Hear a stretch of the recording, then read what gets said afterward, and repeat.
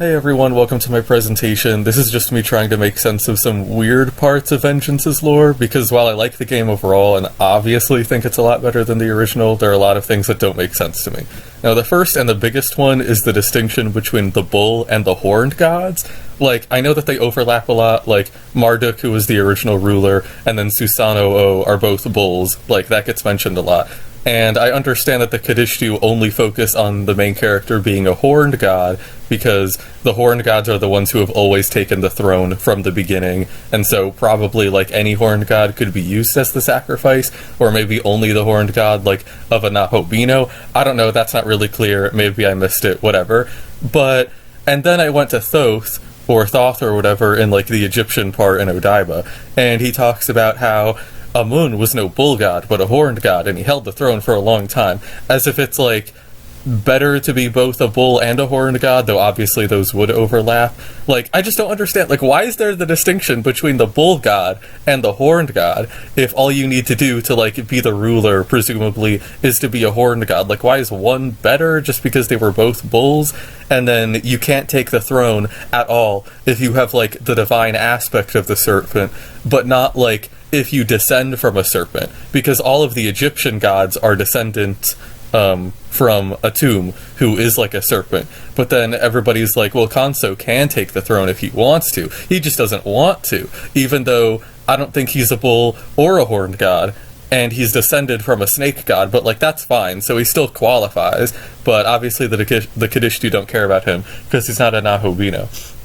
So it's like, why is there that distinction there? Also, if Tiamat is like the mommy snake god, how is she gonna take the throne? She's not a Nahobino, and like, yeah, she has horns on her, but Marduk was like, I'm not gonna let any snakes take the throne, and so like, how was that going to work? Like, apparently Tiamat has to be like controlled or used by someone, and that's how in the endings, like, Tau or Mastema basically like take control of her basically effortlessly. But like, Yoko isn't a Nahobino, and she was the one who the Kadishtu wanted to like take over the throne, like for Tiamat or whatever. Like, neither of them are Nahobino, so how is Tiamat gonna make their new world of nothingness? Like, make that make sense. I don't get it. Like, is her like snake mommy powers, like, are they so powerful that they just like take control of the throne immediately? Like, I don't understand how any of that's supposed to work at all. Again, maybe I missed it, but like, or maybe it's because the Nahobino was sacrificed or whatever, so it's like Aogami's power would have like carried them because they had like the horn and the bull god power or whatever. I don't understand how that works. I'm just gonna assume that's how it is, so whatever. So the next thing is like less important or whatever. It's not really a plot hole, it's just confusing, and that's the whole like goddess of creation thing. So Tau and Yoko, they're both like goddesses of creation and everything.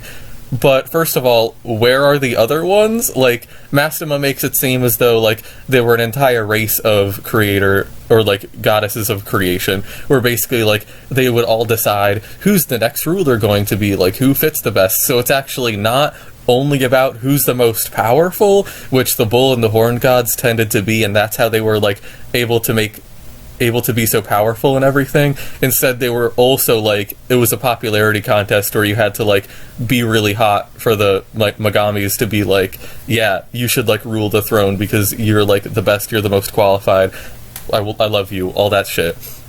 And then they carry you with your signature skills through Taito. Like, I don't understand what that's about either, because nobody else mentions that. Mastem was just like, here's some lore, like halfway, like not even halfway through the game.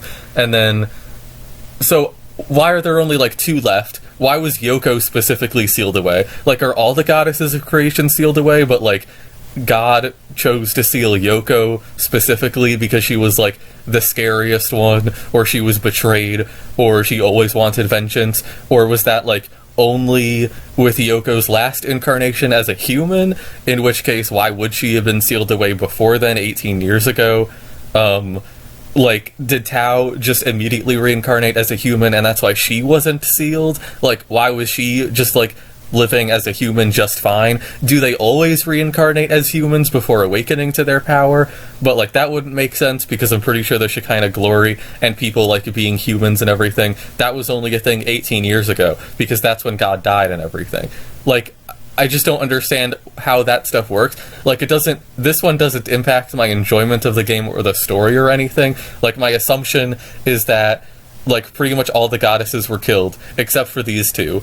And then Yoko was sealed because she's, like, scary or whatever. And then and they just, like, started reincarnating as humans to, like, evade notice, from, like, the angels and the other gods and stuff like that. In the same way that the Nahobino has to be careful, because all of the side quest demons are like, whoa, you're a Nahobino, that's crazy. And so now the last part are just straight up contradictions that I have, or that I've noticed. The biggest one, obviously, is everything involved with Tsukiyomi, basically. Because in the original version, I'm like 99% sure he wasn't actually like he wasn't actually a proto-fiend artificial demon or anything. And I don't have the screenshot for this, unfortunately, in this very, very focused, very well-organized presentation for you guys.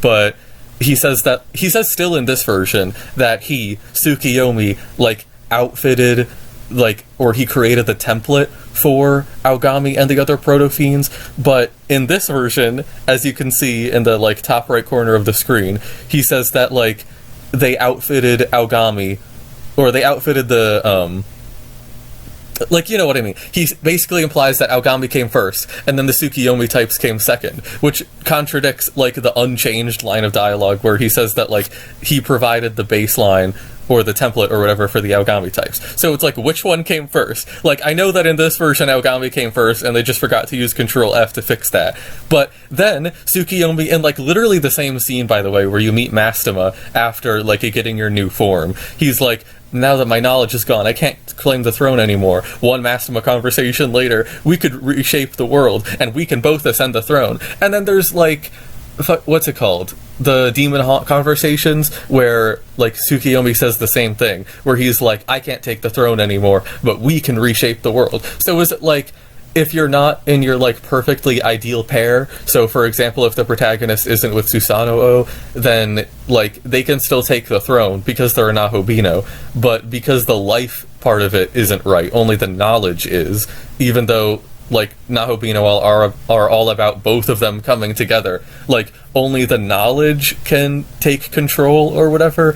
And then in, like, the Bethel HQ in, like, Dot's diet building, he talks to this one researcher before you get, like, his second or first essence, where he's like, my job is just to make sure that you get the world that you want, or whatever. So, like, yeah, I'm pretty sure it's like, regardless of the Nahobino pair, the knowledge always gets to decide what new world happens, assuming they're able to take the throne. But the life and the demon part just, like, gets screwed over, basically. But then it just doesn't make any sense, because, again, Nahobino are all about the union, like, both coming together and basically being, like, their original selves, which, like, they aren't if they aren't fused, like, exactly how they should be. And, like, also, let's be real, it doesn't matter, and it doesn't make any sense how the main character is able to fuse with anything but Susanoo anyway, because, like, I get that it's based on your lineage and everything, but, like, Tsukiyomi is not a bull god or a horn god, apparently, and we know that because, like, he's not able to kill Tiamat. That's only able to happen because Aogami, like, leaks out of her wounds or whatever. So, like, you don't descend from the bull god, but you're still able to fuse with Tsukiyomi because he has some, like, essence of Susanoo in him, because they're proto-fiends, and that's also why you're able to fuse with Amanazako. You just don't do it, because it's never necessary to. But she says, like, you're her soulmate and everything. But, like, that makes sense. That doesn't make sense, because the god Susanoo in, like, mythology, he's not a proto-fiend or anything. There aren't, like, a million copies of him. It's just, like, if you're a demon and you get turned into, like, a proto-fiend in some way, then, like, I guess your knowledge bearer is just, like, lucky forever, basically, because you're able to split into, like, different parts or whatever. And then all these, like, side quest gods, aka Baal and Zeus, are like, we have the same family tree or whatever, so, like, let's become Nahobino. But, like, I guess they don't know then that they wouldn't be able to make their world, like, still the protagonist would be the only one in charge of that, because apparently, like, your knowledge is the only one who matters if you fuse with someone else. Like, what? It just doesn't make any sense. Like, do they know? Like, imagine being Baal or Zeus. Like, you mentally break the protagonist, and then you get to the, like, Empyrean, and then Goko or whatever is like, ooh, sorry, bro. Oh, you didn't know, did you? Oh, no, you didn't know. Only the main character can decide. And then, like, what, do they just, like, unfuse and fight at that point? Like, what's going on? I don't get it. Anyway, so just small things after this.